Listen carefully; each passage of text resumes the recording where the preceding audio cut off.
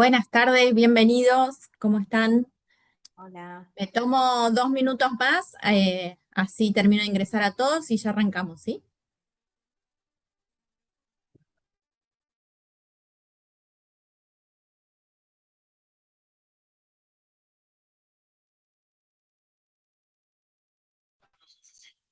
Buenas tardes.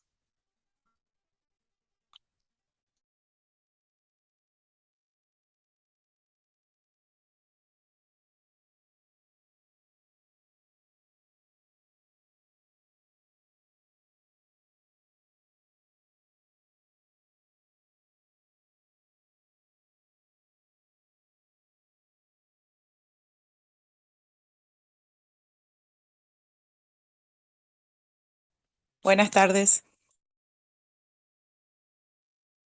Hola, buenas tardes. Ahora en 2 minutos empezamos. Buenas tardes. Hola,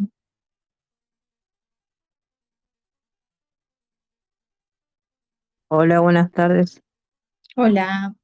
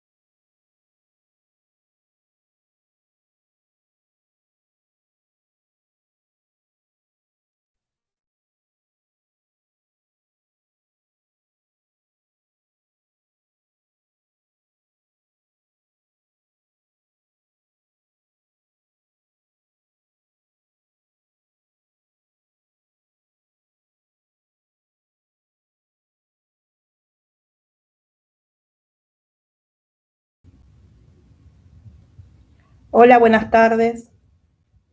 Hola, buenas tardes. Hola. Buenas tardes. Hola, buenas tardes.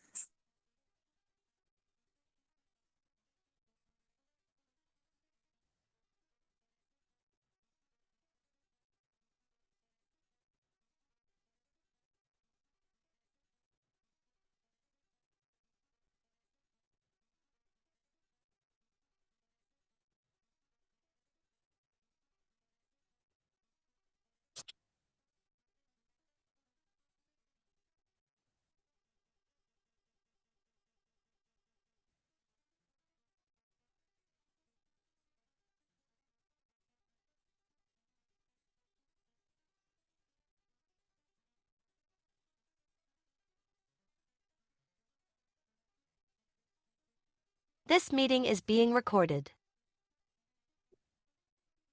Bueno, ahí estamos. Buenas tardes, bienvenidos. Hola a todos y todas.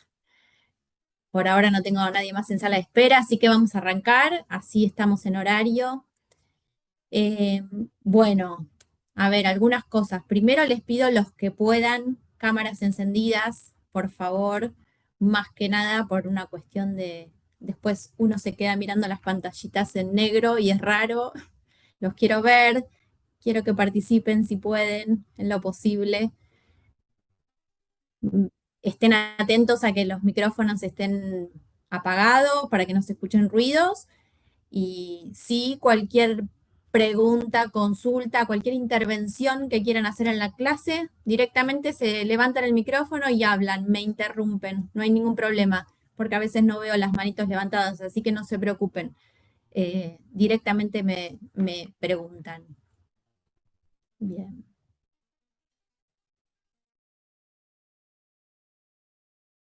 Entiendo.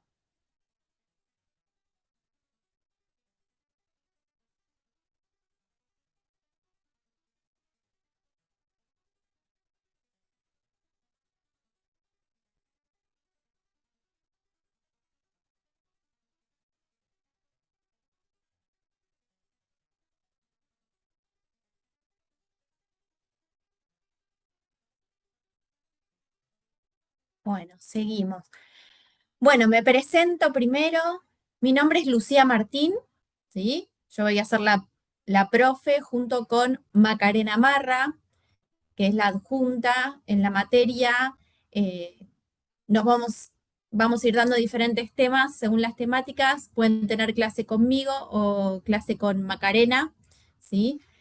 Macarena Marra es adjunta de la clase, de la cátedra del doctor López Castiñeiras. La doctora Macarena Marra es jueza, ¿sí? Nosotros somos judiciales, trabajamos en el Poder Judicial. Macarena es jueza del Juzgado Contencioso Administrativo Federal.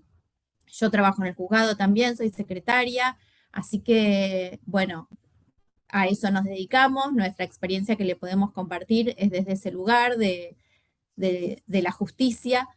Eh, Así que bueno, la idea de hoy es presentar un poco la materia, la organización de la materia, un poco darles un panorama de todo lo que vamos a ver, un pantallazo de lo que vamos a ver en la materia, de qué se trata, con qué nos vamos a manejar, con qué normativa, con qué libro, ¿sí? Nos vamos a manejar. Así que es en principio una pequeña introducción a la temática. Y arrancamos con un temita hoy cortito del libro, como para arrancar despacito. Por suerte pudimos hacer esto por Zoom, nos tocó por Zoom la primera clase, siempre nos gusta presencial, pero bueno, ante el paro universitario organizamos este Zoom, pero bueno, ya nos veremos de manera presencial. Está bueno tener esta herramienta también. Bueno, algunas cosas de la materia. Primero, este es el libro que vamos a usar. La acción de amparo y la acción declarativa de José Luis López Castiñeiras y Macarena Marra Jiménez. Es el libro que venimos usando hace mucho tiempo, así que tiene que estar dando vueltas. Ya hubo muchas comisiones de esta materia, hace un par de años que venimos con esta materia, así que el libro está dando vueltas, lo pueden conseguir usado, está en la biblioteca, entiendo. Pueden comprarlo en formato digital, en PDF, que quizás es más tiene un precio más económico. Cualquier consulta sobre el libro, yo después igual se los anoto, se los paso a través de la página, ¿sí? Pero bueno, la base, digamos, de estudio es este libro, ¿sí? En cada clase vamos a ir viendo, espera, en cada clase vamos a ir viendo un capítulo del libro, ¿sí? El parcial se toma lo que se da en clase. Cuando nos vayamos acercando a los parciales, le iremos diciendo los temas, pero es básicamente el capítulo que se haya dado en clase, ¿sí? No se toman los capítulos que no se dieron en clase.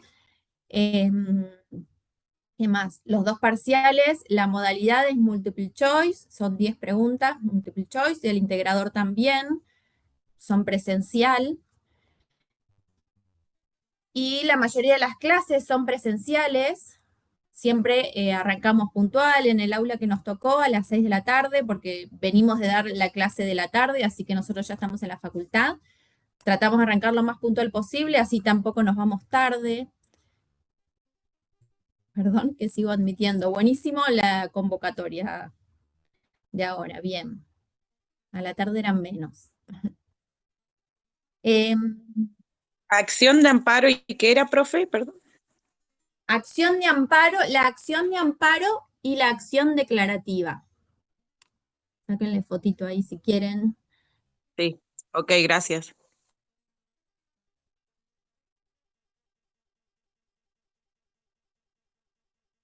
Bien, entonces la base es ese libro, lo que sí, la verdad, lo van a ir viendo bien, van a ir viendo, van a ir viendo a lo largo de la materia que trabajamos sobre muchas normas, ¿sí? Desparramadas, muchas leyes sueltas, porque es así, porque todo lo que le vamos a ir dando está regulado en alguna ley, en leyes nacionales, así que lo estudiamos desde ahí, ¿sí? Todo igual está volcado en el libro, pero sepan que por ahí no se sientan perdidos, pero bueno, es el amparo está regulado en esta ley, otro amparo está regulado en el Código Procesal, después tenemos amparo ambiental regulado en otra ley. Bueno, vamos a estar extrayendo el material y la información y los conceptos de diferentes leyes, ¿sí? Se las vamos a ir brindando todas. Yo ya les cargué en la página una solapa sobre esta clase que vamos a ver hoy, que tiene la normativa, que tiene el artículo 43, la ley de amparo y tiene los fallos de corte que vamos a ver hoy. Así que, bueno, ¿qué más? Sobre la materia, ¿alguna pregunta? Así de organización y eso es más o menos eso. Seguramente tengan una clase conmigo y una con Macarena. En general nos alternamos. Les decía, la mayoría es presenciales. Cuando son así por Zoom, en este caso fue puntualmente por el paro, pero hay algunas que nosotros las organizamos por Zoom también. Se los avisamos por la página, como les avisamos con el lunes o martes, a más tardar les mandamos el mail sobre la modalidad si es virtual. Si no les avisamos nada, la regla es que es por Zoom. Perdón, ya los estoy mareando. 10 minutos y ya los mareo. La regla es presencial. Si cambia, les avisamos. Perdón, es que sigo admitiendo. Admitir.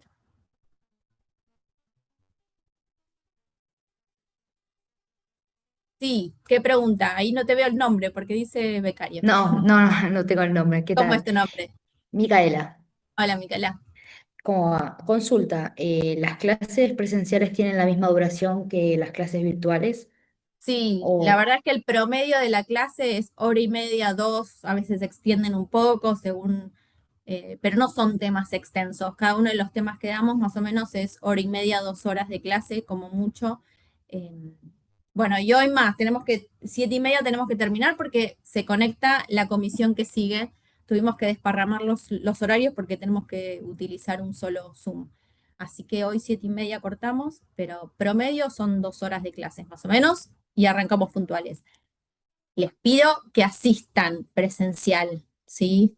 No voy a tomar asistencia, pero no quiero que por decir esto ya me ha pasado que después tengo 5 alumnos en el aula capaz. Vengan a las clases porque es importante, porque es un espacio de estudio. Piensen que es eso, presenciar la clase es un avance en el estudio de ustedes porque es una manera más de estudiar, por lo menos tienen la introducción al tema y después cuando van al libro les va a ser mucho más fácil. Y aparte tienen la oportunidad de consultar, de evacuar de las dudas, así que asistan a las clases, porfa. Y bueno, también eso, háganme preguntas, me van interrumpiendo cuando quieran, ¿sí? Me cortan y me preguntan. Bueno, vamos a arrancar con esto que les decía, bueno, a ver de qué se trata la materia, qué vamos a ver, un poco de la introducción. Esperen que lo voy a compartir nomás, así vemos juntos el artículo. Era una consulta. Sí, Vi que usted cargó algunos artículos del Código Procesal Civil y Comercial. Quería saber si necesitábamos tener el código, si a lo largo de la cursada lo íbamos a seguir utilizando. no, yo les voy a decir, no es necesario que tengan, si todavía no lo tienen, no es que van a necesitar el código específicamente para esta materia. Yo les iré diciendo y se los puedo cargar en la página los artículos que vamos a utilizar, que no son muchos. Ahora les voy a ir contando por qué. Eh, pero no es necesario que se compren ahora, no sé los que han hecho procesal, si ya lo tienen, pero no es estrictamente necesario para esta materia que se compren el código si no lo tienen. Em, el código Gracias. procesal, tanto el código procesal como las leyes, yo se las voy a cargar, pero además ustedes pueden consultar, no sé si ya han probado, pero la normativa que ustedes tengan que consultar para esta materia o para cualquier otra materia, en Infoleg, ustedes no sé si probaron, pero si entran en Infoleg, tienen todo, tienen la Constitución, tienen todos los códigos, tienen las leyes, ¿sí? Ingresan, les digo porque se las pueden guardar, se las pueden copiar, pegar, guardar en PDF, las pueden imprimir, eh, pueden copiar y pegar un fragmento, así que en cuanto a la normativa, cualquier normativa que necesiten, usen la página Infoleg, ¿sí? Y hay otra de Argentina también, .gov.ar. Tienen toda la normativa y ahí lo pueden consultar, les digo, para esto y para cualquier materia y para ustedes. Está bueno usarla, acostumbrarse a usarla y si necesitan una norma, buscarla ahí. Bien, bueno, ¿de qué se trata esta materia? ¿Qué vamos a ver? ¿Con qué se van a encontrar? Les voy a dar como un contexto así, más que nada. Para que se ubiquen ustedes, ¿ven la pantalla? ¿Sí? ¿Ven bien el texto? ¿Sí? Bueno, para que se ubiquen ustedes, ¿de dónde es que normativamente nosotros vamos a ir estudiando este tema de la acción de amparo y de las distintas acciones de amparo? En la primera parte de la materia, nosotros vamos a ver, vamos a estudiar de qué se trata la acción de amparo, ¿sí? ¿Para qué sirve? ¿Dónde está prevista? ¿Cómo es su trámite? ¿Cómo llevamos adelante el trámite de la acción de amparo? ¿Quiénes están legitimados para iniciar una acción de amparo? ¿Sí? ¿Para qué circunstancias nos sirve? El amparo es un proceso, ¿sí? Es un proceso judicial. Hay varios tipos de procesos, ¿sí? Tenemos,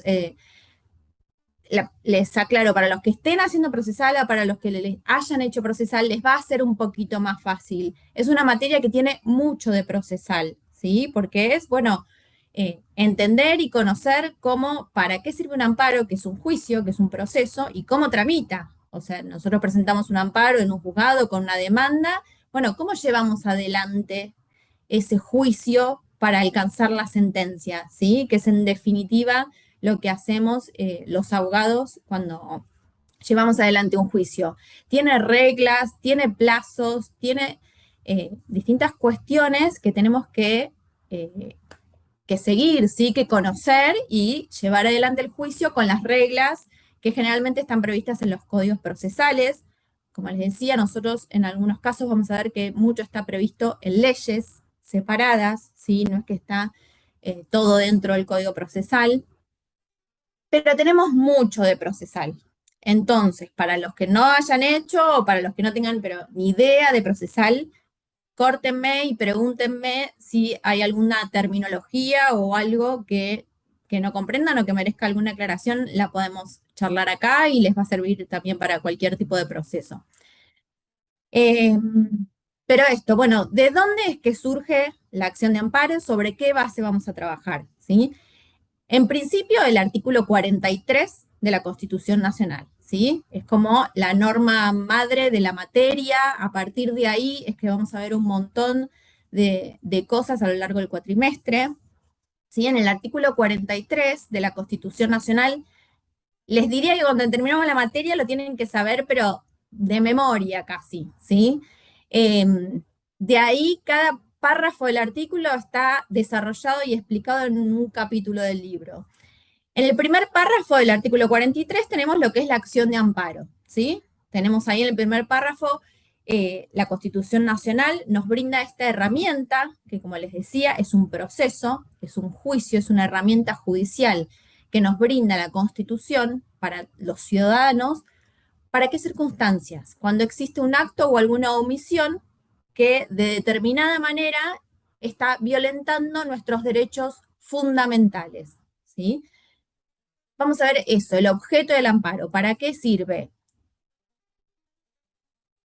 No todo es un proceso que es tentador, en el sentido que en principio es rápido, es expedito y es la intención que así lo sea, ¿sí? Desde la Declaración de Derechos Humanos, que está ordenado que los estados deben brindar a sus ciudadanos una herramienta jurídica eficaz, rápida, para proteger, ¿sí? Tiene una finalidad de protección, más que de dar respuesta a algún tipo de reclamo, que por ahí también, en todo reclamo judicial están vulnerados los derechos, ¿sí? Pero hay que ver lo fundamental de ese derecho, la urgencia de la situación, a ver si podemos tramitarlo con un juicio y hacer un reclamo, un cobro de sumas de dinero que, si bien todos quisiéramos cobrar rápido, pero bueno, no es una cuestión urgente, que muchas veces que esté, digamos, influido en nuestra salud, en nuestro trabajo o en algunas cuestiones fundamentales de las personas. Entonces, el artículo 43 nos vino a brindar una herramienta procesal con finalidad de protección, ¿sí? Un juicio expedito y rápido para poder proteger los derechos fundamentales ante violaciones de actos manifiestamente arbitrarios. Sí, Cintia. Profesora, perdón que la interrumpa, porque la pantalla sale toda negra. ¿Usted está Ah, sí. pasando? Sí, ¿no ven el Sí, artículo ¿usted está 43? pasando algo? Yo estoy compartiendo, Se ve que está la pantalla compartida, pero no sale ninguna imagen de nada. Por lo menos a mí no me sale. Yo la veo bien, profe. Se ve bien, No, la veo. se ve bien. Acá Quizás se es tu ve. wifi. fíjate, Cintia, ahí parece que lo ven bien. Les puse el texto del artículo 43 para que me sigan, digamos, sobre la base de qué estoy hablando. Bueno, ahora me fijo si no es mi internet. Dale, Gracias. no sé Disculpe. qué puede ser. Espera que.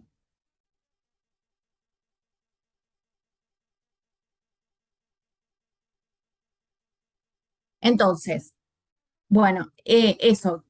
Nos vamos a enfocar de qué se trata el amparo y para qué nos sirve y cómo tramita el amparo.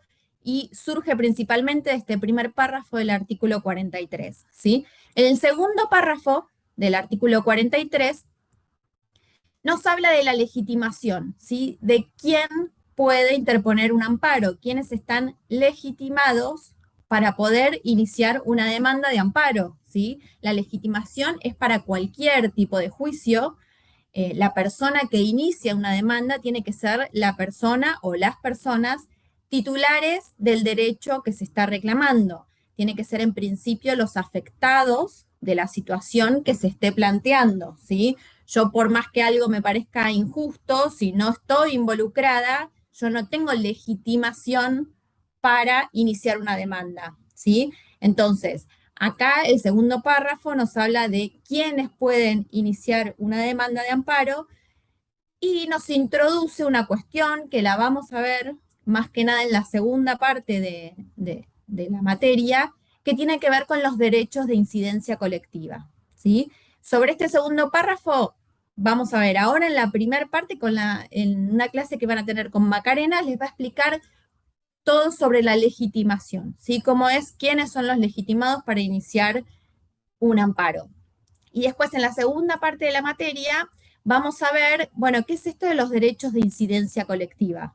Además de la típica legitimación de un afectado o afectada, que es la que puede iniciar una demanda, bueno, el artículo 43 nos vino a incorporar la legitimación en relación a los derechos de incidencia colectiva, o sea, un grupo de personas que pueda iniciar un amparo, ¿sí? Por ejemplo, en materia ambiental, que es lo común, donde están en juego derechos de incidencia colectiva, o en materia de consumidores, ¿sí? Esas son más las típicas que, eh, que una situación, digamos, que esté vulnerando algún derecho, como el derecho al ambiente sano, puede involucrar a más de una persona, ¿sí?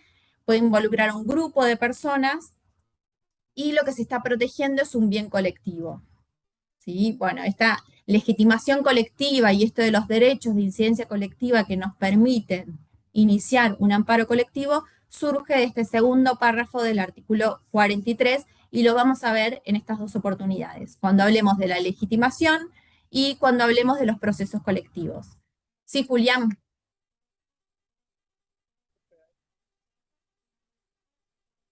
Julián, ¿querías preguntar algo?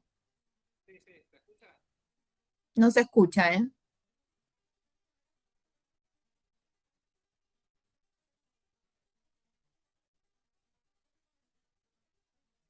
No.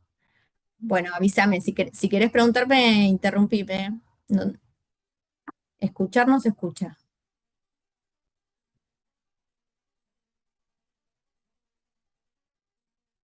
Profe, hay unos Sí, compañeros que están diciendo en el grupo que están en espera. bueno, ahí me fijo.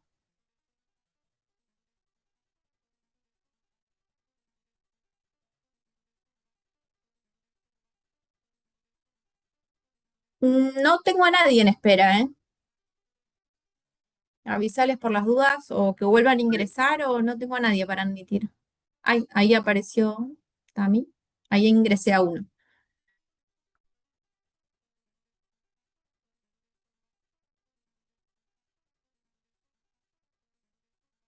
Esperen que cambie, compartí cualquier cosa. Ahí está.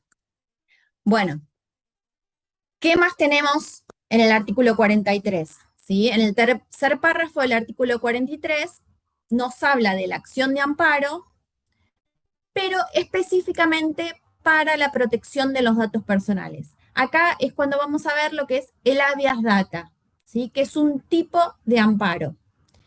Nosotros en la primera parte vamos a ver de qué se trata el amparo y en la segunda parte vamos a ver distintos tipos de amparo, que algunos surgen de este artículo 43, pero que a su vez, posteriormente, esta reforma del artículo 43 de la Constitución Nacional es del año 94, pero por ejemplo la Ley de Protección de Datos Personales, después les confirmo bien la fecha, pero creo que se fue alrededor del 2002, vino a regular específicamente la acción de habeas data, además de regular otras cosas. La Ley de Protección de Datos Personales regula todo lo que tiene que ver con el tratamiento de los datos personales y qué protección tenemos cada uno de nosotros sobre nuestros datos, y un capítulo de esa ley nos regula de qué se trata el habeas data, ¿sí?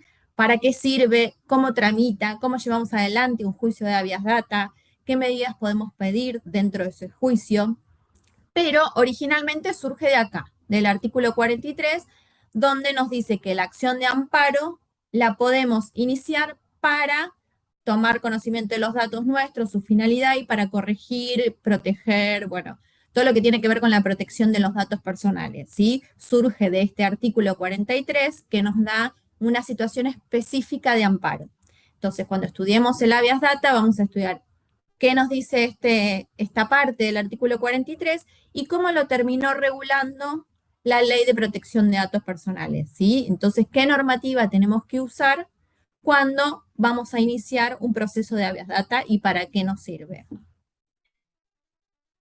¿Qué más nos regula? Seguimos con el artículo 43. Finalmente, en el último párrafo, nos regula el habeas corpus, que es otro tipo de amparo, ¿sí? Que es para proteger la libertad física de las personas. Habeas corpus habrán escuchado, es bastante común, no sé si lo habrán visto algo en alguna materia penal, pero está enfocado específicamente en la protección de la libertad física de las personas. El habeas corpus ya tenía su ley y su regulación antes de esta incorporación al artículo 43, ¿sí? Mucho antes. Fue el primero de estos procesos tipo amparo que se reguló y que teníamos una ley nacional. Lo que vino a hacer el artículo 43 es darle rango constitucional, ¿sí? Es como que lo tenemos ahí arriba en la Constitución. Ustedes piensen que ningún tipo de proceso está regulado en la Constitución Nacional. Lo procesal tiene que ver con las leyes nacionales o locales, es algo que el Congreso emite, ¿sí? ¿Qué tipo de juicios tenemos en nuestro país?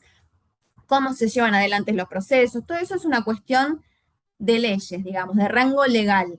Los únicos procesos que están en la Constitución Nacional son estos del artículo 43, que podemos generalizarlo en lo que es un amparo, ¿sí? Y están puestos ahí con la intención de que todos tengamos una herramienta constitucional para defender nuestros derechos fundamentales ante ciertos ataques, digamos, o accionares u omisiones manifiestamente arbitrarias o ilegales, ¿sí?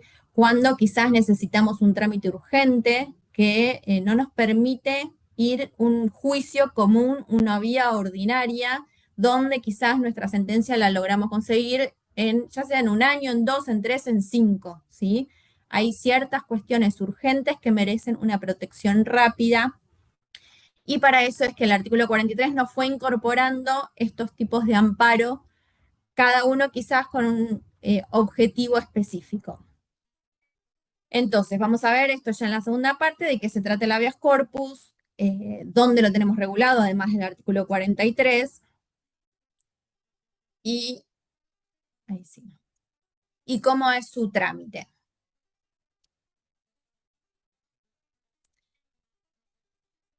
Bien.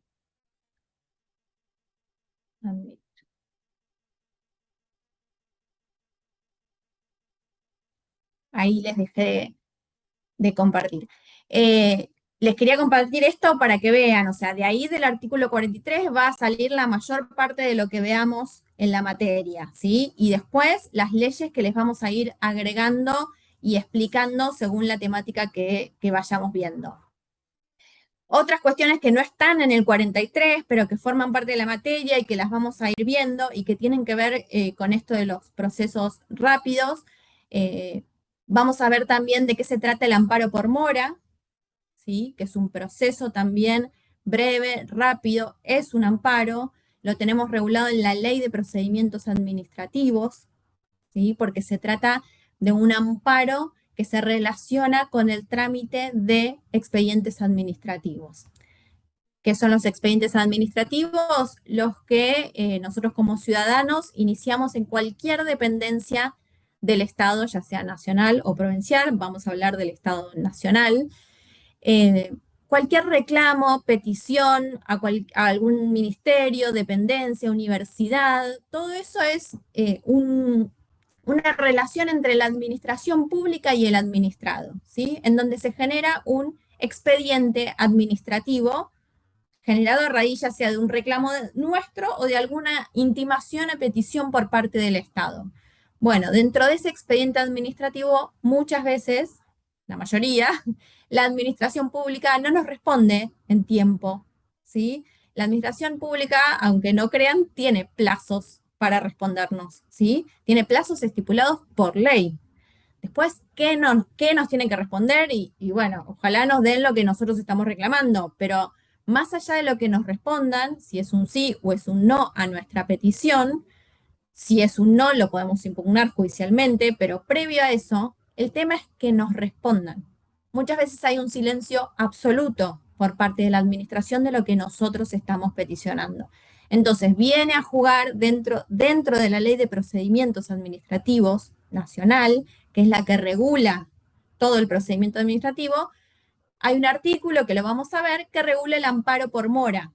¿Qué pasa digamos, del trámite administrativo a la vía judicial? ¿Para qué? Para que el administrado tenga una herramienta rápida, expedita y sencilla para obligar a la administración a expedirse, ¿sí? Por eso, amparo por mora. La mora se refiere a la mora de la administración en respondernos, ¿sí? Entonces vamos a ver de qué se trata ese amparo. Ese amparo específicamente no está acá en el artículo 43, pero lo incorporamos porque es un proceso más, así, tipo amparo, que incluso se utilizan algunas reglas del amparo común para ser aplicables en el trámite, pero está enfocado específicamente en pedir a un juez o una jueza que le ordene a la administración que nos conteste.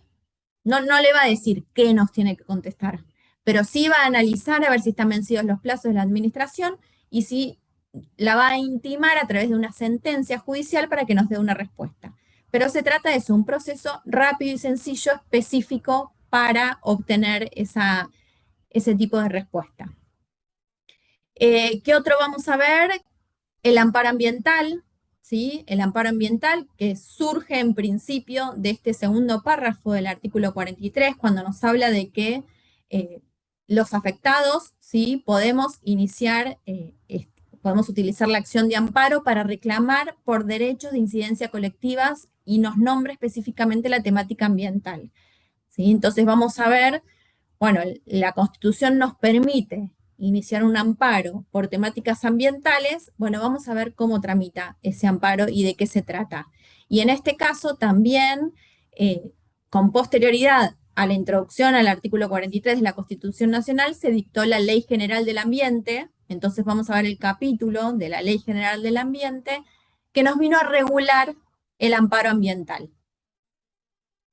¿Ven cómo vamos sacando? Igual no se asusten, ustedes los tienen todo plasmado en los capítulos del libro. Ustedes lean el libro, pero quiero también que le den importancia hacia las leyes sueltas, que yo se las voy a cargar, y está bueno que ustedes, cada temática, no sé, la ley de amparo la vamos a ver toda, casi todas son 16 artículos, es cortita. Hay otras leyes que vamos a ver un capítulo específico, pero está bueno que ustedes sepan de dónde es que surge la temática que están estudiando, de qué ley, y que la lean directamente de la ley. El libro se los va a explicar y lo va a desarrollar, pero está bueno que ustedes lo lean también directo de la ley. Es más, les diría que primero lean, si yo les digo, bueno, el habeas data, vamos a ver del artículo 33 al 43, son 10 artículos. Si ustedes leen esos 10 artículos, les puedo asegurar que me pueden responder un montón de cosas sobre el habeas data. Entonces, primero lean los artículos, vean de qué se trata, y después van a la explicación del libro, donde ahí, bueno, podemos explayarnos, ampliar, desarrollar un poco qué dice la doctrina sobre distintas temáticas, ¿sí? Pero es fundamental que ustedes ubiquen la ley y lean desde ahí y sepan de dónde es que surge cada proceso. ¿Vamos bien? ¿Alguna pregunta?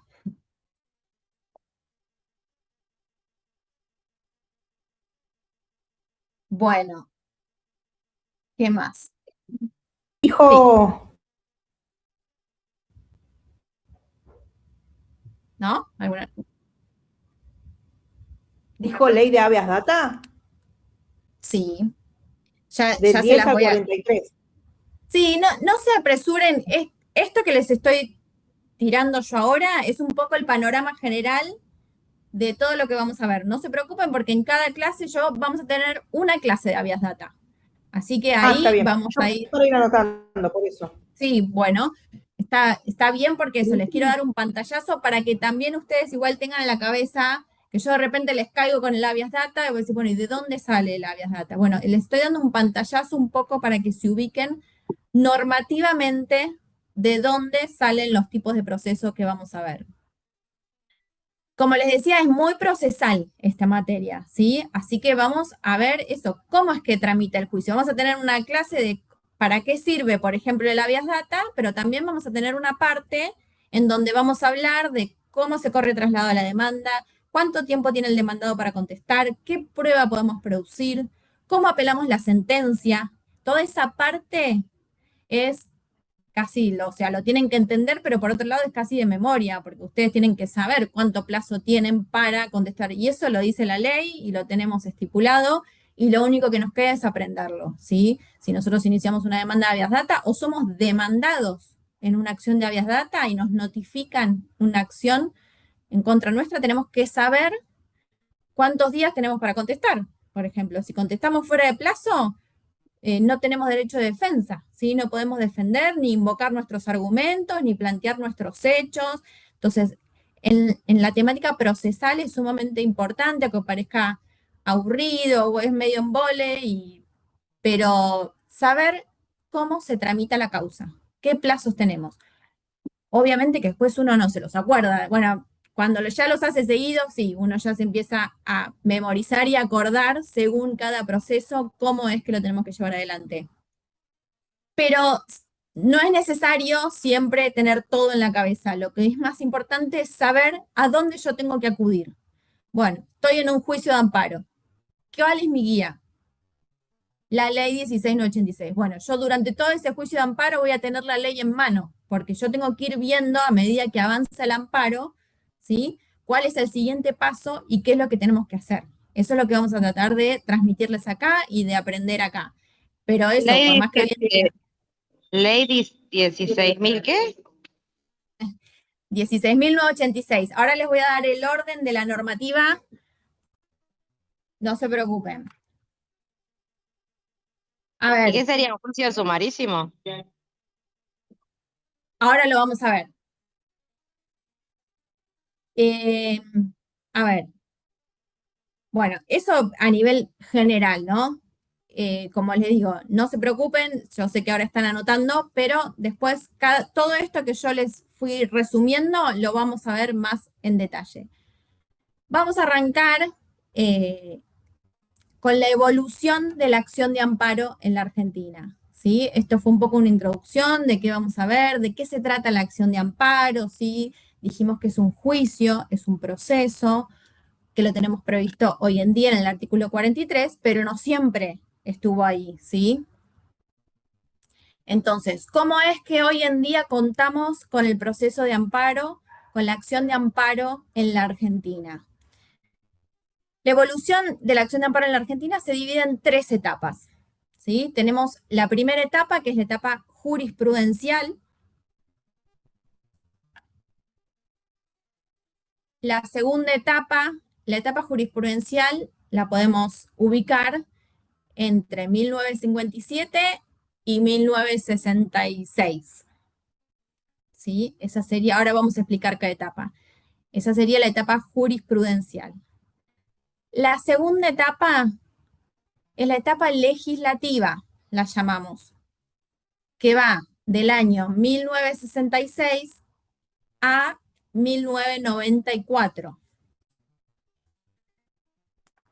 Y la tercera etapa es la etapa constitucional del amparo, que va de 1994 en adelante, hasta hoy en día. Les diría que después de eso no hubo como mucha más modificación. ¿A qué nos referimos con esto de las etapas? A ver, estamos en el año 57, arrancando la primera etapa, cuando hablamos de la etapa jurisprudencial. En la Argentina, a nivel nacional, no estaba reglamentado el amparo. O sea, el amparo ya existía. Ahí en el libro van a ver que en México fue uno de los primeros países que inició con esto del proceso de amparo para tratar de dar una respuesta más rápida a situaciones urgentes, que no tenga que ser un juicio como los que conocemos, más largos, más de conocimiento, sino una respuesta rápida de protección, pero que a su vez sea un juicio, una herramienta procesal. Bueno, es una herramienta procesal corta, rápida, que podamos llegar, termina una sentencia como un juicio común, bueno, pero rápido, no en 5 años, sino en un mes, o en 2 días, o depende de la urgencia, o en 2 meses, pero que nos resuelvan la cuestión rápida. Entonces, acá en la Argentina no teníamos ese tipo de procesos, ¿sí? Cuando nosotros veíamos conculcado algún derecho constitucional de una manera arbitraria, nos hacían iniciar un juicio largo, que quizás no nos brindaba la respuesta que necesitábamos y terminábamos con un daño irreparable o con un daño mucho peor del que se hubiese podido prevenir con un amparo, ¿sí? Lo único que existía era el habeas corpus, era la única herramienta, la única protección para cuando sí éramos detenidos ilegalmente, ¿sí? Ahí también, por ejemplo, una detención ilegal. Llevan a alguien a la cárcel, no hay orden judicial, no hay nada. Bueno, qué herramienta, qué vamos a iniciar un juicio de 5 años para ver qué? No, ahí necesitábamos una herramienta judicial rápida para una respuesta ante esa situación, ¿sí? Bueno, para eso teníamos el habeas corpus. Bueno, era para lo único que teníamos esta herramienta rápida, para la libertad física de las personas, el habeas corpus regulado por la ley nacional, ¿sí? Pero no teníamos una acción de amparo para la protección de otro tipo de derechos, que no son la libertad física. Esto a nivel nacional, ¿sí? Sí, en algunas provincias, a nivel local, ya se estaba regulando algunos tipos de amparo, pero que eran aplicables solo a la provincia que lo tuviese regulado. Van a ver en una clase con Macarena, ¿sí? Que está buena y que ella lo va a explicar mucho mejor, pero que les hable esto sobre la justicia local y la justicia nacional, ¿sí? Nosotros somos un país federal que tenemos el nivel nacional, pero después cada provincia tiene su parte local, ¿sí? Que tiene normas locales, juzgados locales, que solo tienen jurisdicción en cada provincia. Entonces, lo que es a nivel nacional, una ley nacional dictada por el Congreso es aplicable a toda la Argentina. Una ley local dictada por el Congreso, por la legislatura de Cava, es aplicable solo a Cava, ¿sí? Entonces, había algunas leyes y algunas constituciones provinciales que regulaban la acción de amparo. Entonces, si había alguna cuestión local, ¿sí? Que no influyera en leyes nacionales, teníamos la posibilidad de iniciar un amparo. Pero a nivel nacional, si yo tenía que demandar a un Ministerio de Seguridad, en alguna provincia, en cualquiera, es una temática nacional. Por más que tenemos la provincia de Salta, si yo demando al Ministerio de Seguridad Nacional, es una temática nacional. Bueno, no teníamos en esa época la acción de amparo. ¿Cuál fue el primer fallo que llegó a la Corte con esta temática? El fallo Siri, que yo se los cargué ahí en la página. Les cargué el fallo Siri y el fallo Cot. ¿Por qué? Porque con esto inicia esta etapa jurisprudencial en donde la Corte dijo que pese a que no tenemos regulado una acción de amparo a nivel nacional, no puede ser que por esa falta de regulación no podamos proteger situaciones en las cuales se están vulnerando derechos fundamentales. Es una especie de creación jurisprudencial o pretoriana, se le dice a veces, que es cuando la Corte, a través de un fallo, ¿sí? Plantea una situación y crea una determinada situación jurídica a través del fallo, ¿sí? La Corte no puede dictar normas, pero a través de sus fallos sí puede sentar jurisprudencia que nos puede ayudar a cuando hay una laguna legal o cuando no tenemos las herramientas jurídicas necesarias para determinada situación. Siri, no sé si si lo vieron en alguna materia, si lo vieron en constitucional. Siri era dueño de una imprenta, ¿sí? En la ciudad de Mercedes, la provincia de Buenos Aires, y primero a él se lo llevaron preso y le clausuraron la imprenta, ¿sí? Después a él lo liberan, pero la imprenta seguía clausurada. Él no podía publicar su diario, no podía trabajar, y entonces, invocando el derecho constitucional de trabajar y de ejercer la industria lícita, inicia un reclamo. Él no le pone nombre, no dice amparo, no dice habeas corpus, no dice proceso de conocimiento, inicia una demanda judicial sin categorizar el nombre, pidiendo que se levante esa clausura, porque no tenía fundamento de por qué la autoridad pública había clausurado su diario. Eso se trata en primera instancia, se trata en cámara y se lo rechazan. Le dicen que lo toman como un habeas corpus, como que es un habeas corpus, y le dicen, no, esta herramienta procesal no te sirve para reclamar lo que estás reclamando, porque vos no tenés problemas con tu libertad física. A vos te clausuraron el diario, pero entonces el habeas corpus, que es el único proceso que tenemos hoy en día para preservar una garantía constitucional, no encuadra en tu situación. Entonces le rechazan la demanda. Bueno, eso llega a la Corte en el año 57. Y ahí la Corte analiza, lean el fallo Siri, les pido que lo lean, es cortito, no es la parte del fallo es cortita, después viene una disidencia, pero el fallo en sí es corto, y el razonamiento que hace la Corte es que no puede ser que la circunstancia de que que no exista un remedio legal, una ley emitida por el Congreso regulando el amparo, haga que como Poder Judicial no podamos proteger una violación a una garantía constitucional, ¿sí? Entonces, remarca que hay una violación a la garantía constitucional de trabajar y de ejercer la industria lícita, marca que hay un acto arbitrario, porque pide informes a la policía de la provincia de Buenos Aires, a la comisaría de la zona, a la dirección pide informes como a 4 dependencias públicas para que le expliquen quién ordenó la clausura y por qué. Bueno, ninguna de esas dependencias, todas coincidían en que estaba clausurado y que tenía que estar clausurado.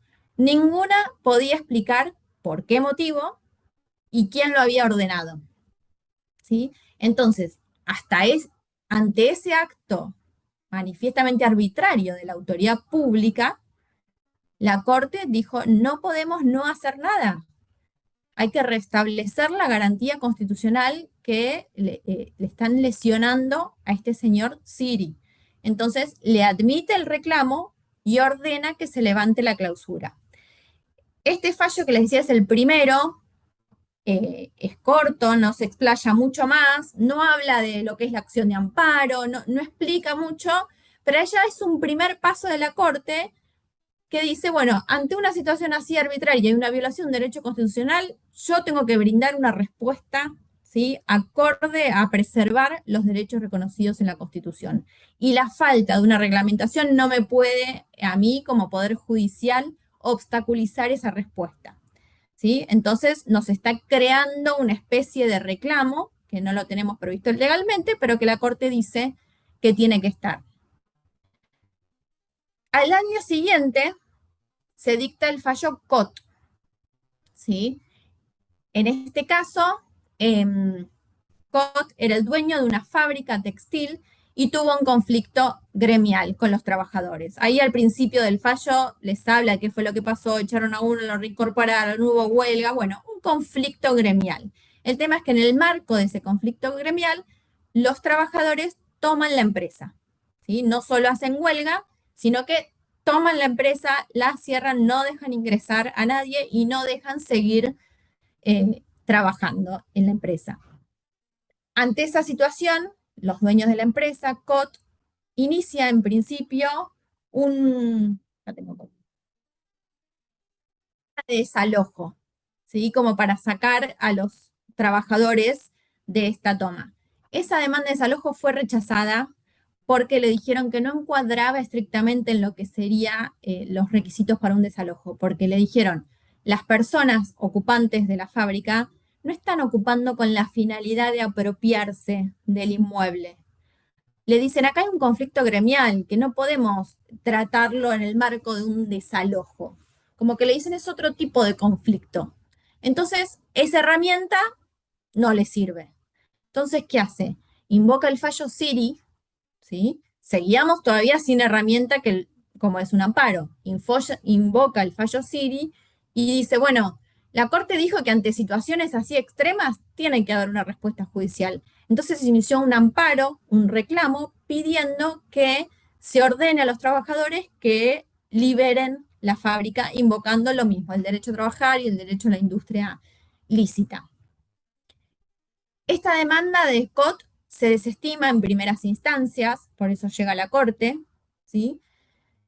Diciéndole lo mismo, un poco lo mismo que antes, que no existe el amparo, que el habeas corpus tampoco es, y una de las cosas que le agregan es, como fundamento para rechazarle, dice, y además, la Corte en Siri admitió este tipo de reclamos, pero contra actos de autoridad pública. O sea, en Siri era el Ministerio de Seguridad de la Nación el que le había clausurado la fábrica, ¿sí? Entonces, no es aplicable a esta situación, porque en este caso, dice, incluso el procurador dice como opinión, en este caso son particulares. Entonces, no podemos aplicar Siri, no podemos usar los fundamentos de Siri. Bueno, en esas circunstancias llega la Corte. ¿Qué dice la Corte? Lo que primero remarca es que dice, yo ya en el fallo Siri dije que cuando hay conculcado un derecho, una garantía constitucional por un acto arbitrario, tiene que haber una respuesta judicial. Y no es esencial si quien conculca el derecho es una autoridad pública o es un particular. La Corte dice, el foco no tiene que estar puesto en quien violenta el derecho, sino en la víctima. Si se advierte que hay un acto arbitrario de quien sea, de la autoridad pública, de un particular, de una empresa, de un sindicato, y empieza a enumerar la Corte también, dice, cuando enumeramos las garantías y los derechos de la Constitución Nacional, quizás en esa época, la autoridad con más poder era la autoridad pública. Entonces, ¿por qué dice esto la Corte? Porque una doctrina dice, no, pero la Constitución se hizo para cuidar a los ciudadanos de los ataques públicos, digamos. Entonces dice, bueno, sí, en su origen sí, pero la Corte dice, hoy en día esa Constitución es el reconocimiento de derechos fundamentales. Y no importa quién está del otro lado violando los derechos. Pueden ser empresas, pueden ser sindicatos, pueden ser asociaciones. Dice, hoy en día en la sociedad hay un montón de personas jurídicas o físicas que tienen incluso más poder que el Estado y son particulares. Entonces, lo que primero aclara en COT es que no importa quién esté violentando el derecho, sea una autoridad pública o un particular, todos los ciudadanos tenemos que tener esta herramienta procesal, que es un juicio rápido y expedito para poder proteger ese derecho vulnerado, pese a que no está regulado en una ley. Lo que sí se explaya, quizás acá un poco más, en el fallo COT, como les decía, el fallo Siri es cortito, va puntualmente a esos hechos de Siri. Acá en COT sí les marco, confío en que van a leer el fallo, pero les marco la página 302 del fallo. Van a ver ahí cómo la Corte, al margen del caso puntual de COT, se explaya un poco más en explicar de qué se trata esto de un amparo. Y acá ya hasta le pone nombre, que les decía, en Siri no habló de amparo. Habló de respuesta a un planteo, respuesta al Poder Judicial, protección, bueno, pero no usó estrictamente la palabra amparo.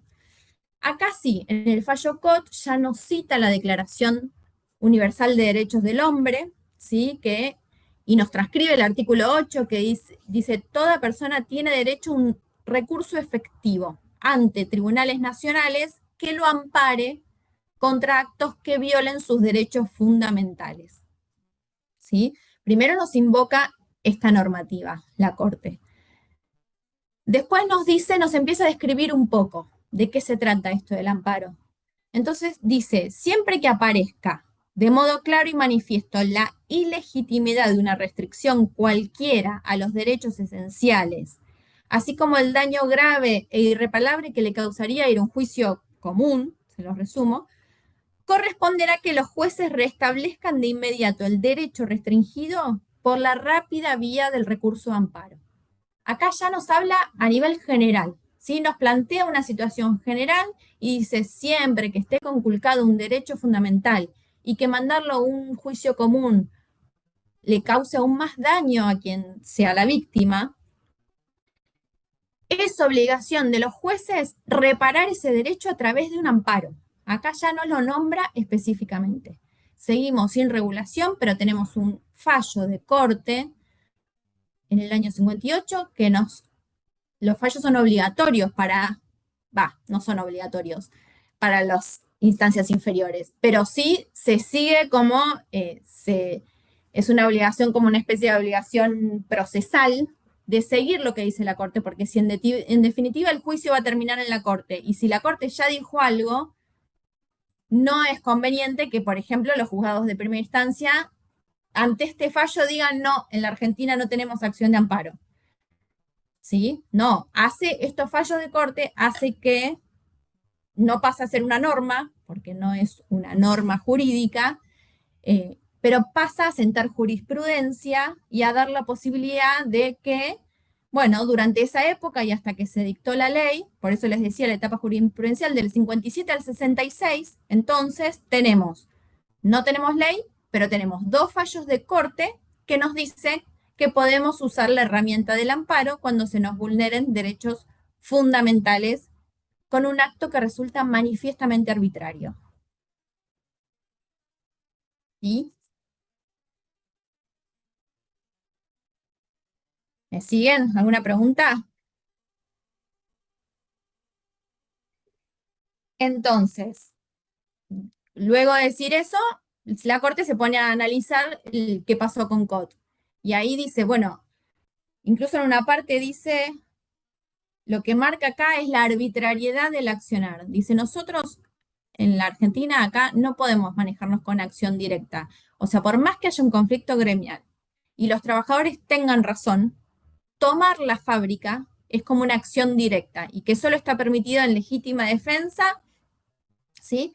Y no está permitido que porque uno cree que tiene derecho, directamente vos me des plata, bueno, listo, entro a tu casa y te saco esa plata. O sea, no está permitido eso, que es lo que la Corte dice acá hicieron los trabajadores. Incluso en un momento dice, aún en la hipótesis de que los obreros tuvieran toda la razón y la empresa ninguna, sería siempre verdad que la ocupación de la fábrica por aquellos es ilegítima. Esto lo dice porque lo que quiere marcar es el acto ilegítimo de los trabajadores, ¿sí? Aunque tengan toda la razón, tomar la fábrica es un acto ilegítimo. ¿Por qué? Porque en el amparo tenemos que evaluar eso, que haya una vulneración de un derecho constitucional y un acto manifiestamente ilegítimo, que no haya que probar mucho, que no haya que discutir mucho, que no haya que indagar, ¿sí? Porque estamos hablando de una acción rápida. Entonces se evalúa siempre, ya sea una acción o una omisión, el carácter arbitrario o ilegítimo de esa acción u omisión. Por eso la Corte se pone a evaluar cuál fue el carácter de esta acción de los trabajadores que fue tomar la fábrica. Y la consideró totalmente ilegítima, aunque tengan toda la razón. ¿Sí? Esto es para que nos entre dentro de lo que es la hipótesis de un amparo. ¿Sí?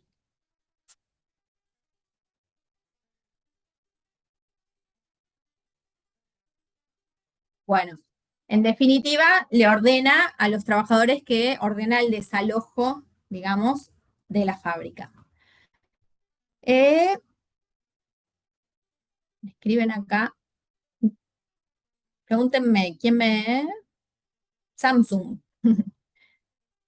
En COT aparece la acción de amparo. Me preguntan. Sí, Franco, sí.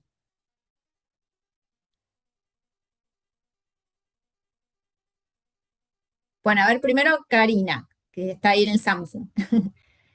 Sí, o sea, con Siri y COT, con los dos. Con los dos fallos, la Corte creó, digamos, no quiere decir creó porque el amparo ya existía, pero con esa jurisprudencia, con esos dos fallos, la Corte permitió que en la Argentina se iniciaran acciones de amparo. Si uno quería iniciar un amparo en esa época, no tenía ley, pero podía invocar Siri y COT. Quedaron separados porque en Siri era el demandado, era una autoridad pública, y en COT el demandado eran particulares. Y quedaron separados por estos dos fallos, pero en el fondo los dos dicen lo mismo, brindan esta herramienta del amparo para proteger los derechos fundamentales. Lo que hacen en COT es aclarar que los particulares también están incluidos y ampliar un poco la definición de amparo, que como no teníamos norma, no sabíamos bien qué era, digamos, de qué se trata el amparo. Es decir, bueno, en Siri dijeron que había que haber una herramienta rápida.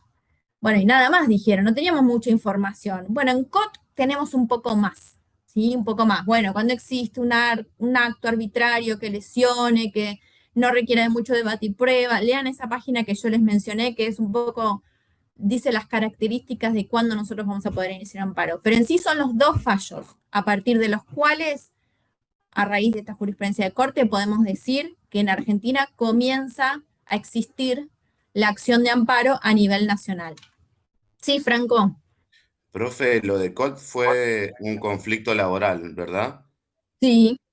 ¿Y dónde se presentó? ¿Tiene que ser en el fuero laboral o se puede presentar en cualquier otro juzgado, la acción de amparo?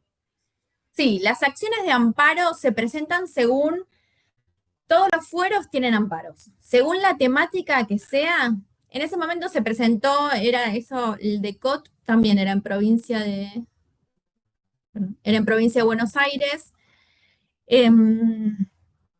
pero se tiene que presentar según el fuero. En provincia a veces hay juzgados que son multifuero, pero si es una cuestión laboral se presenta en un juzgado laboral. Si es una cuestión civil, en un juzgado civil. Si es una cuestión administrativa, contencioso administrativo, se presenta en un juzgado contencioso administrativo federal o local. Según la temática que estemos tratando, la base del amparo es la misma, o sea, el proceso es el mismo, pero tiene que tramitar en el fuero, digamos, que corresponda. Las temáticas de salud, por ejemplo, tramitan en Civil y Comercial Federal, ¿sí? Que es el fuero competente para tratar los temas de salud. Si demandan, ahí vamos con las preguntas que siguen, si demandan nosotros, por ejemplo, nuestro fuero donde trabajamos en el juzgado es el fuero contencioso administrativo federal. ¿Sí? Son todos los juicios en donde esté de por medio el Estado Nacional, ya sea a través de un ministerio, de un organismo, de una dependencia, de una dirección. En toda, digamos, el Estado Nacional como persona jurídica actúa en un montón de situaciones y con respecto a los particulares. Entonces, cualquier conflicto jurídico que se dé entre el Estado Nacional y los particulares que termine en sede judicial, que no se puede resolver en sede administrativa, viene a los juzgados, por ejemplo, donde trabajamos nosotros, que es el Fuero Contencioso Administrativo Nacional. Nosotros tenemos diferentes amparos, ¿sí? Por ejemplo, con temáticas de,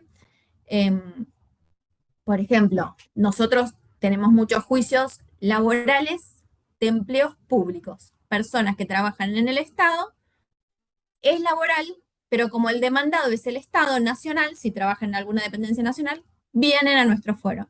Bueno, ahí a veces, en el marco de esas relaciones laborales, se pueden llegar a generar distintas situaciones que puedan llegar a ir por amparo, porque a veces hay algo urgente, porque tenemos personal militar y a veces hay cambios de destino, así muy arbitrarios, abruptos, entonces no hay tiempo para iniciar un juicio largo, sino que inician un amparo para no sé, por ejemplo, nosotros tuvimos un caso de una mujer que pidió un traslado a Mar del Plata porque tenía un hijo y una madre enferma y ella era madre soltera y tenía el hijo viviendo con sus abuelos y tenía una situación conflictiva familiar, pidió un traslado a Mar del Plata, ella trabajaba en Ezeiza, y la prefectura naval le dio un traslado a Tierra del Fuego.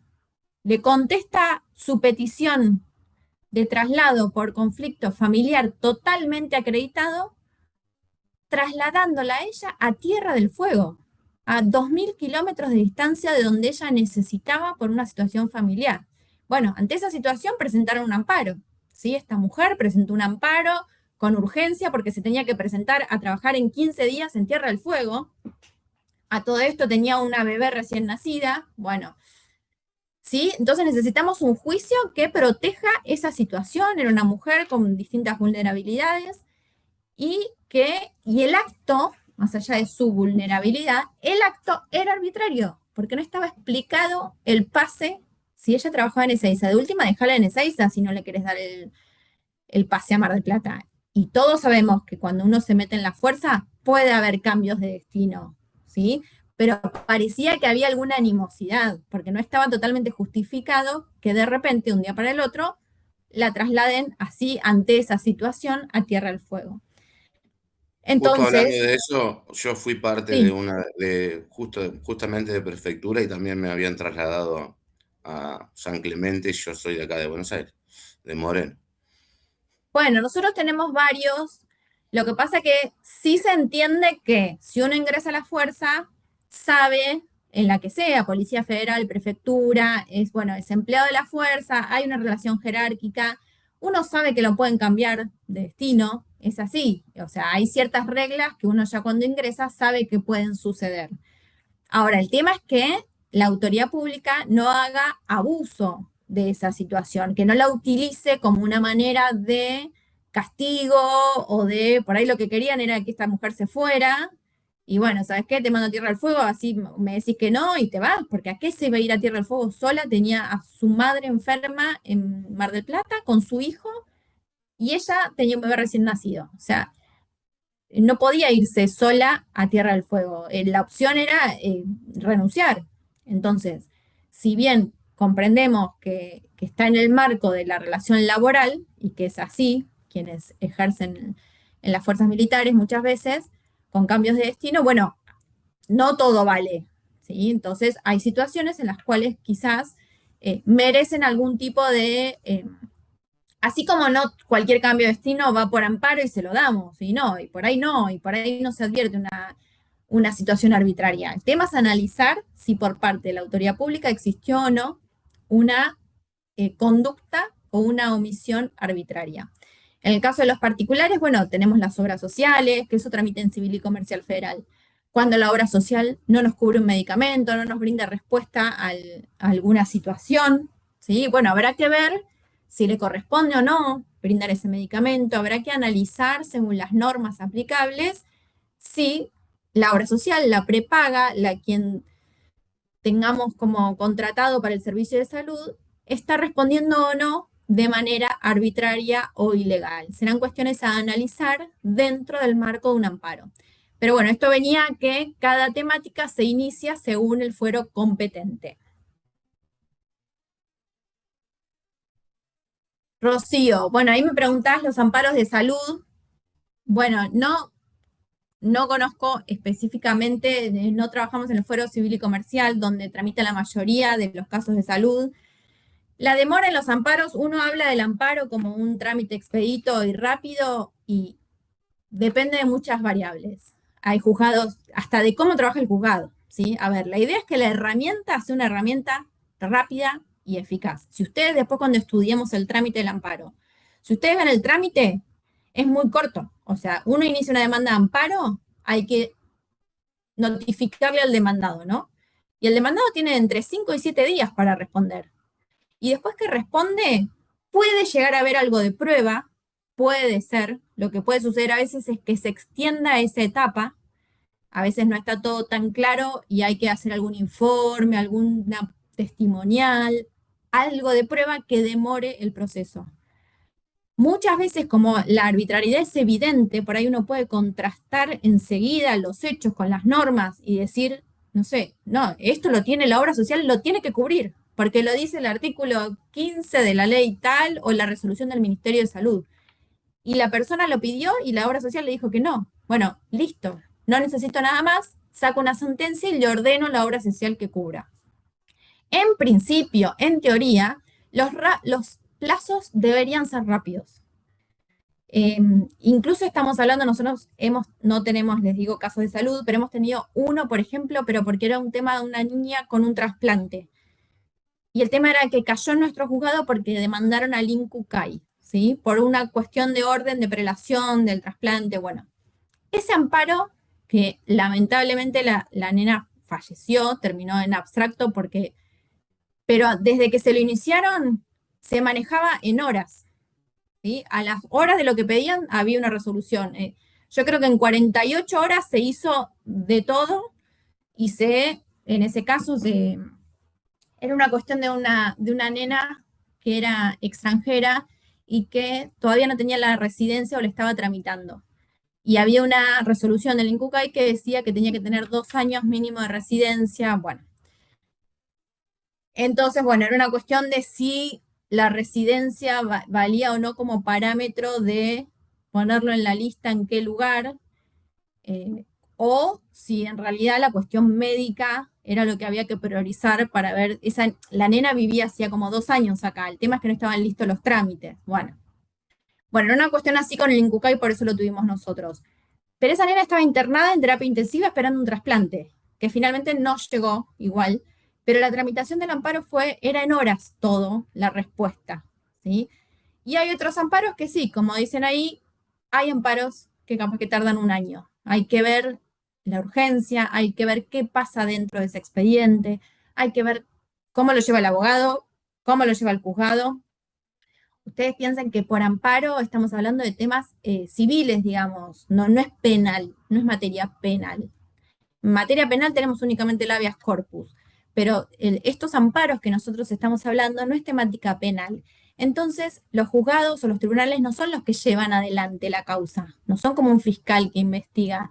En los procesos civiles, incluido el amparo, el que lleva adelante el juicio es principalmente el abogado del actor. Depende mucho, les digo, hay abogados que de un día para el otro presentan escritos y hay abogados que tardan 10 días sin presentar un escrito. Y el juzgado, si el abogado no presenta el escrito, no avanza la causa. Después hay juzgados que lamentablemente son más eficaces que otros, que demoran en responder ese escrito. Unos demoran 1 día, otros demoran 3, otros demoran 10. Bueno, después por eso, después viene de la teoría, viene la realidad, ¿sí? Que hace que capaz un amparo dure más de lo que debería durar. También es verdad que en los últimos tiempos, digamos, al principio, hace un par de años, el tema amparo era casos muy, muy urgentes. Hoy en día se expandió un poco a casos importantes y urgentes, no es que no, pero quizás no son tan urgentes. O sea, que son importantes y que hay que estar ahí, no requieren de un juicio larguísimo, pero vemos que no hay tanta urgencia, como que se ordinarizó, por de alguna manera decirlo, el amparo. Y capaz que hay juzgados que antes tenían 5 amparos súper urgentes y hoy en día el 50% de los juicios que tienen son amparos. Entonces es como que eso hace que deje de tener esa excepcionalidad. Que por otro lado está bueno en el sentido de que, bueno, que se haya ampliado, que sea para determinadas situaciones y no para los casos extremos, ¿sí? Franco, ¿vos te quedó alguna pregunta o quedó la manito ahí nomás levantada? La mano, perdón. Ah, bueno. Bueno, seguimos un poco. Sí, Profe, pero lo que tiene que ver con discapacidad llevan tiempo y son a veces urgentes. Pasa que no son consideradas urgentes los amparos en discapacidad. sí, Y son ahí la te mayor contesto, pero cantidad que hay. bancame un cachito.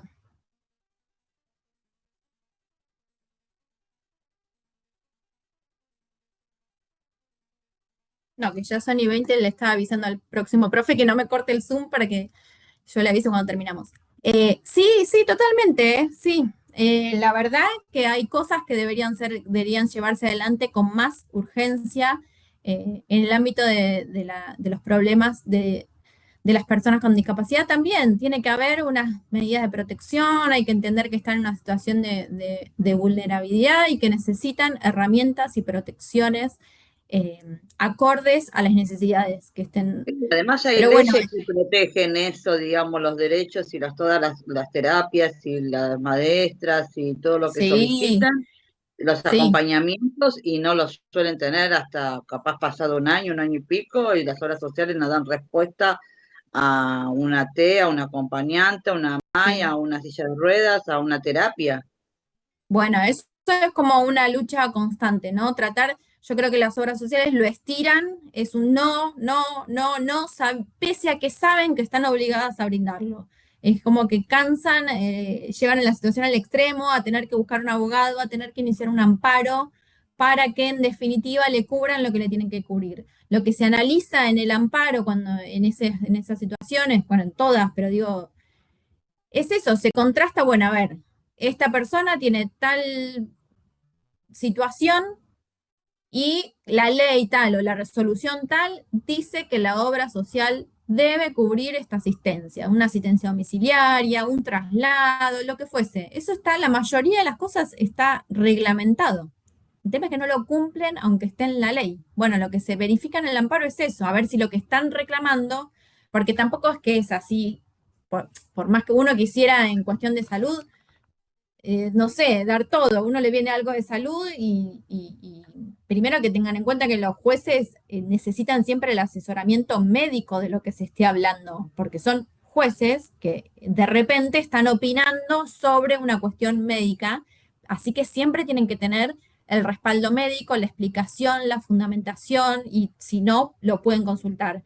Pero estrictamente hay Y cosas que les no exceden. hay un daño pecuniario, o sea, una pena pecuniaria como en comercial, que está el daño punitivo, como para que ya no lo hagan más. Está, por ejemplo, las obras sociales que siempre están estirando o esperando el amparo para poder hacerse cargo de lo que deben. Bueno, eso puede llegar a surgir desde la Superintendencia de Salud, ¿sí? Esa es como la autoridad que por ahí, supongamos, desde un expediente judicial o desde la justicia, no es que se puede, no. La justicia interviene en casos concretos. Y en cada caso sí va a decir, bueno, a ver, esta persona vino y reclamó, se demanda la obra social, se ve si tenía que cumplir o no, en todo caso se saca una sentencia, se intima a la obra social a que cumpla, pero en ese caso puntual. Y si no cumple, lo que pueden hacer dentro del expediente o del amparo es ponerle multas, ponerle sanciones hasta que cumpla. Multas pecuniarias, o sea, sanciones de 5.000 pesos de demora por el cumplimiento de entregar tal medicación. Pero desde la justicia siempre es en el marco y dentro de una acción judicial. A nivel general, en todo caso, lo tendrían que hacer los organismos públicos que controlan a las obras sociales, por ejemplo. Si hay determinado nivel de incumplimientos o de denuncias, que también los particulares pueden tanto iniciar una acción de amparo como, por ejemplo, hacer una denuncia ante la Superintendencia de Salud, ¿sí? O al Ministerio de Salud, bueno, la autoridad pública que que ejerza el control sobre las empresas que brindan servicios de salud, por ahí tienen más herramientas a nivel general si algo está sucediendo, ¿sí? Eso, reiterados incumplimientos, pero bueno, ya es una cuestión más de política pública, de autoridad de control y de a qué están obligadas las prepagas y las obras sociales a brindar. Bueno, avanzo un poquito, así terminamos, que ya se nos viene la próxima clase. Entonces, ni siquiera terminé. Bueno, vamos a la etapa, hasta 1900, estábamos con las etapas. Etapa jurisprudencial, corte con estos fallos. Etapa legislativa, que sería en el año 1966, ¿sí? Se dictó la ley 16.986, las que les mencioné antes. Ley 16.986. Ahora sí, por ley, que igual fue un decreto ley, no fue una ley de Congreso, pero bueno, es lo que tenemos y es la que hoy en día rige, no se modificó, o sea que tenemos una ley de amparo desde el año 1966.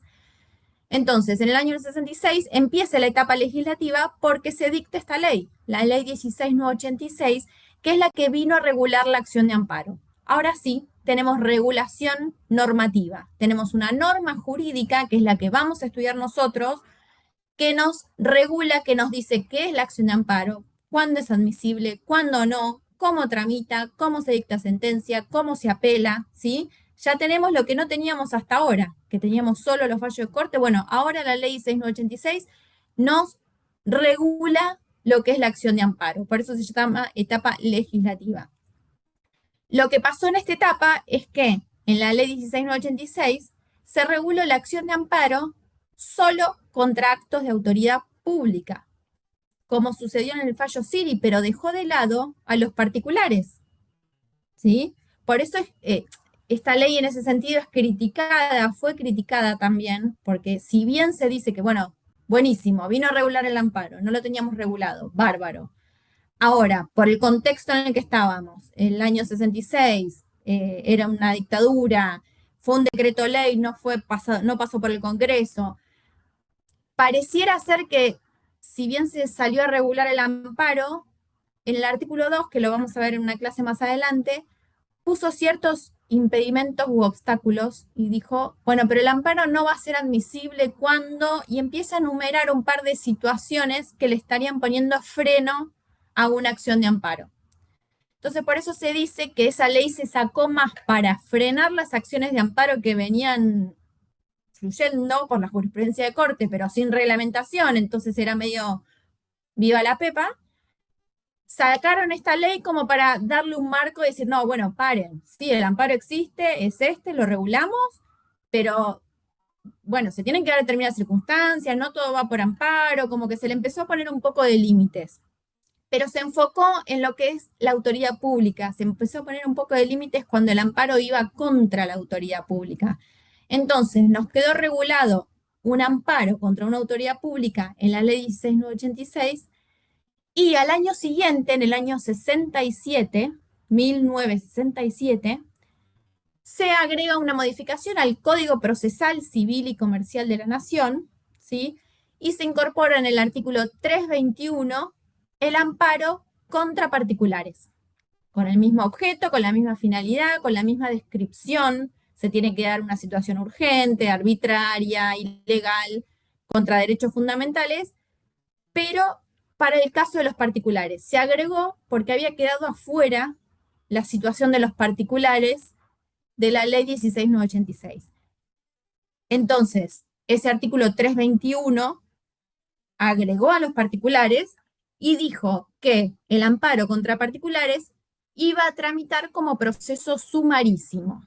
Y nos remite al artículo 498 del Código Procesal, del mismo código, en donde nos explica cómo tramita un proceso sumarísimo. Entonces, digamos, ¿qué consecuencia trae eso? Desde aquella oportunidad, 1966 y 1967, sigue la misma regulación, no se ha modificado con los años, pero lo que hizo fue que quedara regulado de manera diferente el amparo contra acto de autoridad pública del amparo contra particulares.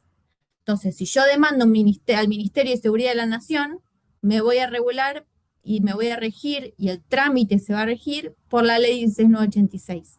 Si yo demando a OSDE, que es un particular, me voy a guiar por el artículo 321 y 498 del Código Procesal Civil y Comercial, ¿sí? Tengan en claro esa distinción que quedó así, es así.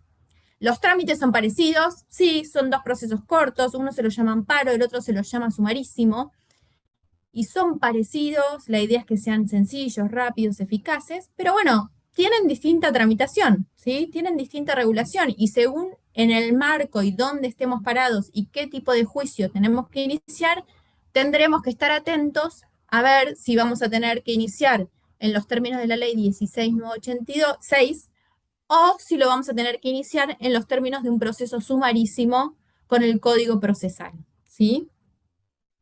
Después, cuando veamos la tramitación, lo vamos a ver en una clase, vamos a ver cómo tramita el amparo contra acto de autoridad pública por esta ley y cómo tramita el amparo contra actos de particulares por el Código Procesal. Vamos a ver específicamente el trámite de cada uno. Sepa eso, sepan que son parecidos y que, bueno, pero habrá que conocer la distinción según cada regulación.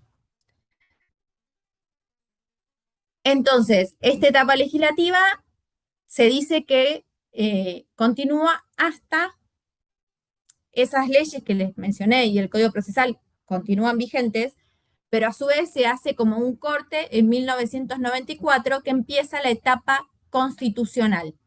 ¿Por qué? Porque en la reforma de 1994 de la Constitución Nacional se incorporó el artículo 43, que no estaba en la Constitución, no lo teníamos, y a través de este artículo 43 le dan rango constitucional a la acción de amparo, ¿sí? Refuerza esta acción de amparo que ya tenía norma legal, venimos de la etapa legislativa, que no es que el artículo 43 la derogó, ¿sí? Sino que la reforzó y subió un rango, digamos. Ahora el amparo lo tenemos no solo en leyes, sino en la Constitución. Eso le da más fuerza, le da más estabilidad, le da más seguridad, ¿sí? Le da más importancia a que el amparo esté en la Constitución, a que esté en una ley.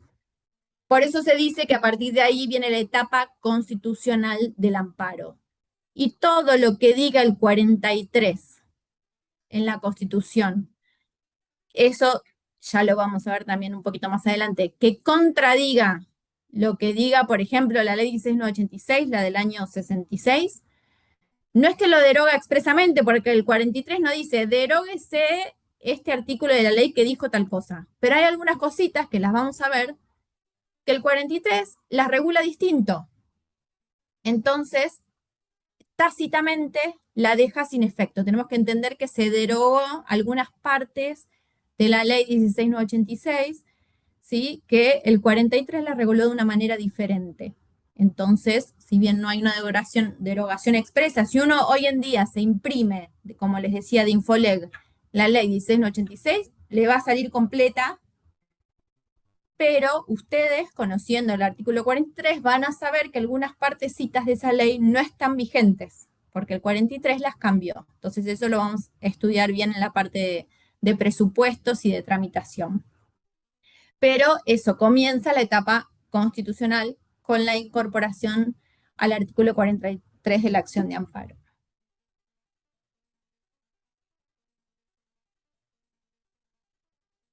Bien. Sí. Ay, ¿cómo era tu nombre? Micaela, sí. Mi pregunta es más referida al libro que vamos a utilizar para este curso. Sí. Si hay asignados capítulos específicos para cada uno o a medida que nosotros vamos leyendo, nos vamos dando cuenta de cómo seguirlo con la clase. Sí, no, se van a dar cuenta cómo los capítulos están acá en el índice, por ejemplo. Hoy se van a dar cuenta porque son muy específicos de la clase, son muy concretos de cada clase. Ok. Hoy básicamente vimos los dos primeros, que es la acción de amparo, que en el capítulo son 2-3 páginas, una pequeña introducción, y la evolución de la acción de amparo en la Argentina, ¿sí? Donde les explica estas 3 etapas que les conté recién, están desarrolladas un poco más. Hasta ahora eso. Por ahí lo que puede suceder es que la clase que viene todavía no sé qué tema van a ver, pero a veces por ahí no los vemos en orden, estrictamente en orden. Capaz que vemos primero legitimación y después presupuestos, pero les vamos a ir diciendo nosotros a qué capítulo corresponde la clase. Se van a dar cuenta igual ustedes, pero bueno, cualquier cosa se los aclaramos. Pero no, son específicamente, cada clase corresponde a un capítulo que se van a dar cuenta. Bueno, gracias. Bien, bueno. Más o menos estamos, eso, hoy quiero que se queden con esta pequeña introducción de qué se trata el amparo y de todo lo que vamos a ver, como para ir anticipando un poco, y las etapas, ¿sí? Las 3 etapas de la evolución de la acción de amparo en la Argentina, que las van a tener ahí más desarrollados en el libro, pero básicamente es lo que vimos hasta ahora. ¿Alguna pregunta más? Hago una Y pregunta más. lo que preguntaron en el chat también me interesa, lo de cómo tomar los parciales, son escritos, oral, recuperatorio. Bueno, Eso igual, esta clase, eso lo dije al principio, la clase yo después se las voy a cargar, queda grabada para los que no pudieron asistir, se las voy a cargar en el aula virtual. Los parciales, primero, segundo parcial e integrador, son multiple choice, son 10 preguntas con multiple choice y de todos los temas que damos en clase. Solo lo que damos en clase. Les pido que asistan a las clases, ya sea por Zoom o presencial, es importante que estén en clase. Algo de lo que nosotros decimos en la clase es una pregunta de parcial, ¿sí? Y los capítulos del libro que no demos en clases no entran, ¿sí? Tomamos lo que damos en clase y es multiple choice 10 preguntas, todos los parciales. Ya después les iremos diciendo las fechas. Y una consulta más. Sí, Cuando hay paro o la universidad cierra, generalmente realizan las clases virtuales o esta es una excepción. sí. La regla es que la clase es presencial, ¿sí? Esa es la regla. Si yo no mando nada, es que es presencial. Cuando la facultad hace paro no docente, que quiere decir que la facultad está cerrada, nosotros les avisamos con tiempo, nosotros estamos atentos a eso, o nos avisan desde la facu, y les mando como les mandé entre el lunes y el martes, como mucho, les mando el mail por el aula virtual, informándole que la clase se va a hacer por Zoom. Si yo no les mando nada de nada, es que es presencial en el horario de siempre. Así que bueno, la de hoy fue por este tema del paro, si no, la primera clase también siempre la damos presencial. Después les avisaremos de la misma manera, algunas las damos virtuales, ¿sí? El habeas corpus la damos virtual porque la da un profe que trabaja en penal y bueno, no es estrictamente de la cátedra, pero siempre nos colabora con la clase de habeas corpus. Bueno, esas les iremos avisando eh, con tiempo cuáles son las clases virtuales, ¿sí? Perfecto, gracias. Bueno, ¿Qué aula nos tocaría, profe? ¿cómo? ¿Qué aula nos tocaría? Ay, a ver, lo tengo acá. Eso lo de- 31. no, C1, nosotros somos C1, 104 tengo en Arregui. ¿Puede ser? Aula Bueno, 104, Arregui. dale, gracias, profe. Así que bueno, el miércoles que viene, en principio, nos vemos a las 18 horas. O viene Macarena o vengo yo, alguna de las dos, siempre vamos a hacer nosotras dos. Nos vemos en principio presencial, ¿sí? Bueno, muchas gracias. Hasta luego. Bueno, ¿cómo? Gracias. Chau, Gracias, profe. chau, chau.